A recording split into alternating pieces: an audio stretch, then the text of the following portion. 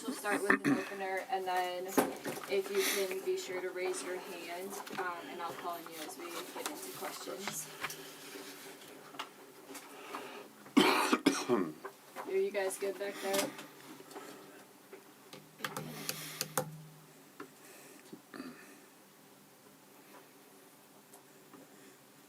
Chris, you? Yeah. Perfect. Ready when you are, Coach.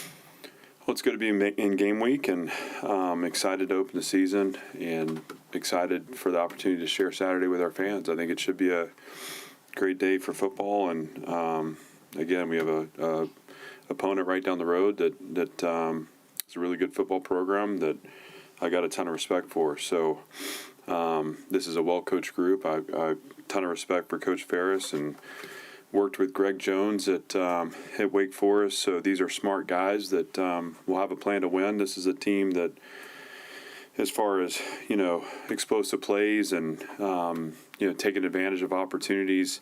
Offensively, they're really good. Defensively, they're very good at keeping it inside and front. They're going to make you go the long, hard way. I've been impressed with their pressure package, and it's smart. They got a smart design team that's run the ball really well. Obviously, a lot of that goes through the quarterback, who's a local player that I know is going to be really excited to play here in Nashville. And us establishing a physical run game, us building the run wall, be super important. This is a team that knows how to protect the football, and they play among the best last year in the FCS in the red zone. So they have the design, and they're going to have the plan, and we're going to have to show up and play Vanderbilt football. That's been the message to our team. Austin Peay's had the benefit of already playing a game. Kind of they know the rhythm. We are.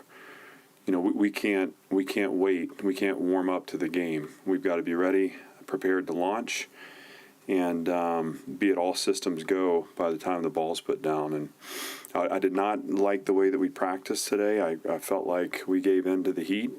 Obviously it's going to be hot on Saturday, and we're going to need to have better response. But I trust the month of preparation, and I trust the players and staff that we're going to get the things addressed and we need to get addressed. I think it's more mental than it is physical. I think we're really prepared. We got to be mentally right. And, the game's going to be one of the tough spaces like always, and we need to be prepared for that. So, again, excited to be at this point, excited to be back with you guys. Even Andrew, excited to be with you again. Yeah. And, this will be a fun time in First Bank Stadium this Saturday, so happy to answer questions. We'll start with Joey, and then Taria. I guess what do you have in terms of injuries? I know there were some guys kind of held out at the end of camp. Where those guys at? How healthy do you expect to be? Do you have specific guys? Just guys on offense, like Cole Adams particularly. He's been back practicing. I mean, we have bumps and bruises, but it's been cool to see guys working back in. I think Ja'Cory was another that was held out late. He's been back practicing. So TC's been back at practice. We're kind of easing him back in to being ready to play. But it's been fun to see him back involved and doing some competitive work. So we've got some bumps and bruises that I can update you guys on Thursday. But on the whole, we're in pretty good shape. You had Bryson Coleman listed as one of the starting receivers on the depth chart. What is it that he has done since moving from tight end that has convinced you that he's ready for this big of a role? Yeah, we love his size, first of all, and he's always had sneaky speed. He knows how to get behind the defense, and he's a smart player. He's a coach's son. I mean, this has always been a guy that we have tremendous value for in our program, and he's had opportunities.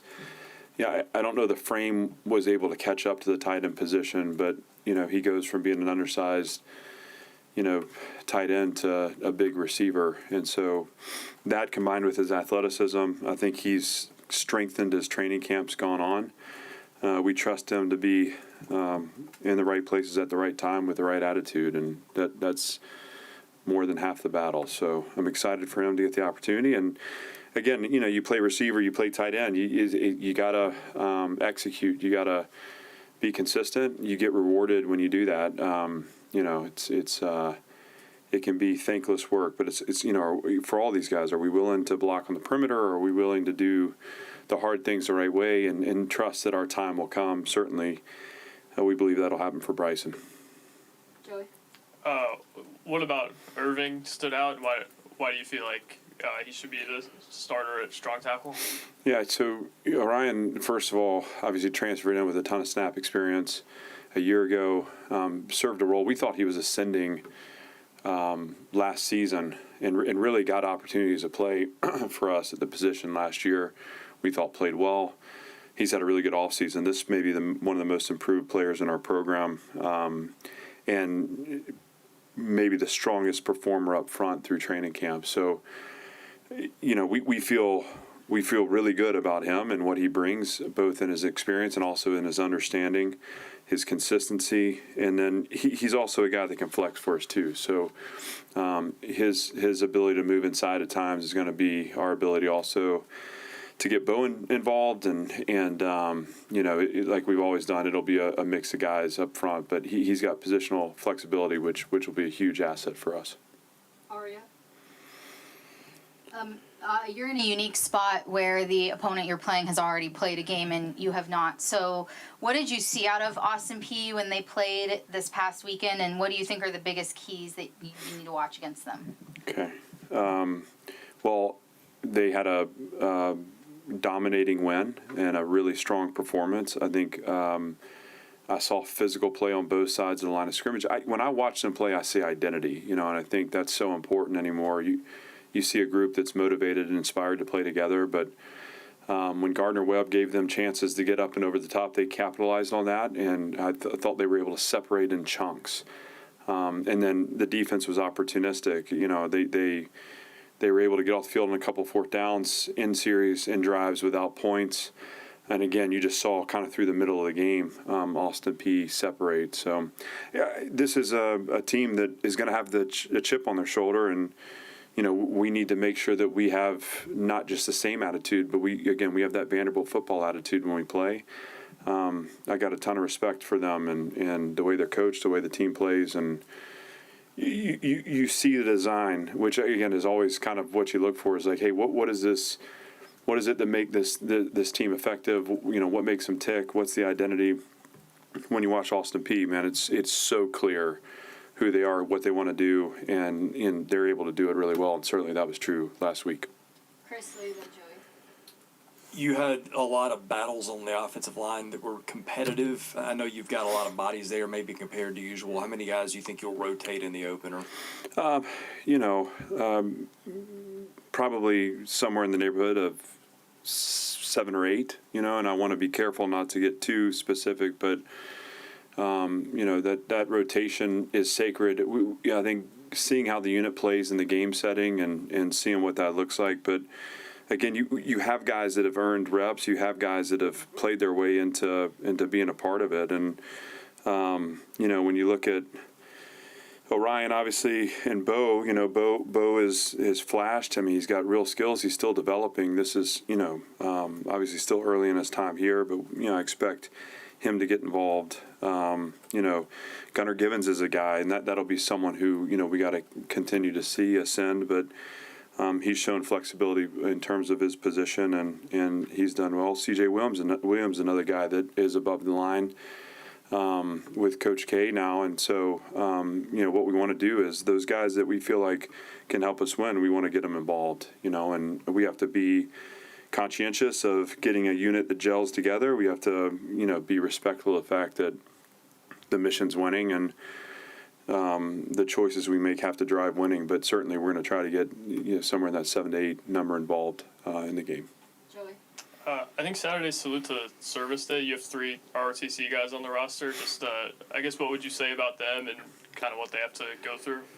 Yeah, I mean, the respect I have for them, I can't articulate. I'm glad that they are being charged with protecting our country. I think these are the kind of people that need to hold those positions and carry that responsibility. All 3 are, great program members. They show up with the right attitude. They never complain about kind of their dual role. And there are times in the off season where they'll be in PT at 4 a.m. to then come over and be in a run at 6. You know, I mean, it's just who they are and what they do. So Gabe Fisher, Max Fisher, Eli Rooney, those three guys are really important to us, serve as a heartbeat to our program, obviously really important to ROTC. And again, these are the kinds of people that we want on the front lines protecting our country, because not only are they warriors, but they're great people too. And again, I got a ton of respect for them. And yeah, I'm very happy to have them involved on Saturday, and also the opportunity to have this be our salute to service game too. And Austin Peay coming from Clarksville and the proximity there with Fort Campbell, I think those are things sometimes, you know, that we get going so fast that we lose track of. But, you know, Fort Campbell's been such an important partner to us, and I know it's near and dear to Austin Peay too. You know, this is a great chance for us to come together and celebrate people that make the ultimate sacrifice. And, you know, this is also as we head into the 25th anniversary of September 11th. So there's a lot in convergence here that is so appropriate, both to honor but to pause and to consider and to think about, and to be grateful for the men and women that are on the front lines and doing the things that we need them to do to protect our country. Anything else for Coach? Aria? Yeah, you know, you've had shocking losses in your season openers, and you've had huge wins on the season openers in different years that you've been here. What do you think is the key to having a successful season opener as opposed to, you know, an upset? Well, I appreciate it. I was waiting for this one from you, Aria, and you always deliver, I appreciate that. Obviously, every team's different. Every season's different. What we can't do is let our expectations for the year somehow drive the presence we need, or rob us of the presence we need to win a game on Saturday. That's the objective. You know, can we? You know, we're going to learn no matter what happens, but it's way more fun to learn from wins. So anytime you're talking about the first game, there's so much unknown that we're going to need to adjust and adapt and stick and move. I mean, I believe in our team, and I believe if we play Vanderbilt football, we're going to be aimed towards the result we want. But inevitably, it doesn't matter when you're playing, early or late, who you're playing, conference, non-conference. I mean, the challenge is lining up and playing the game that way. The game honors toughness. So I'm excited. You know, I think I'm the right mix of anxious and excited here. I've got a ton of respect for our opponent. I know our team does too. And I really want to make Saturday about us. I really want them to be focused on our performance, our execution, our chemistry, our relatedness, and just be in the moment with the guys. And again, when the final horn sounds, we'll kind of pack it up and take it inside, and we'll unpack it and learn from it, you know. But certainly, you know, aiming towards a positive result, we got to go earn it. And there are going to be challenges this Saturday that will teach us and test us, and I'm looking forward to experiencing that with this team. Brian McKeegan and then Joey. You touched on it a little bit in your initial comments, but their quarterback, a local kid, what have you seen from him, not just in the first game, but I assume you watched tape from last year as well? Yeah, he's a gamer. This is a really skilled player. I love the way he handles himself in the pocket. I love the confidence with which he'll step up and deliver a ball. Obviously, he's strong and athletic. I think that, you know, there's a lot of linear, taller quarterbacks, and then, you know, he's not quite in the taller category, but he's got strength to him. So when he tucks the ball to run, it's like tackling a running back. He's good in space. Again, this is all over the Gardner-Webb tape. If you don't have a balanced rush, if you're not Cajun, he's going to find an escape path, and he's going to make you pay for it. And you know, that's one way that he gets his rushing yards. The other is they have the split box runs where you've got a jet sweep one way and a quarterback run the other. And I mean, he's really skilled that way. But he's fun to watch play. I mean, he's fun to watch. He's not fun to defend. And, you know, Ravenwood High School, like, just respect him as a competitor. I'm going to have fun, competing against him on Saturday, but that's because of the respect I have for him. And I know, obviously, that he's going to be really excited to be out there playing too. So it'll be a good challenge for us, but, that's what you want. You want that challenge, and I want to see our defense respond the right way and, again, play within ourselves, but play Vanderbilt football. Last question to Joey. You mentioned you weren't super thrilled with practice today. I guess just where were your frustrations coming from, and I guess generally how does that fit into what you've seen with focus and intensity? Was it kind of an outlier in that way? I think in the last couple weeks, when you kind of put the ball on training camp and you shift into season practice, there's that week 4 kind of middle of nowhere couple of days where I felt like on Wednesday we came out last week and it just felt like we were going through the motions. Thursday, and I challenged the group on Wednesday, challenged them again at the beginning of practice on Thursday, and they responded. And so I was really pleased with Thursday. Sunday, I felt like the energy, spirit was there. It felt like game week. It was exciting. We were in the stadium. That was an evening practice.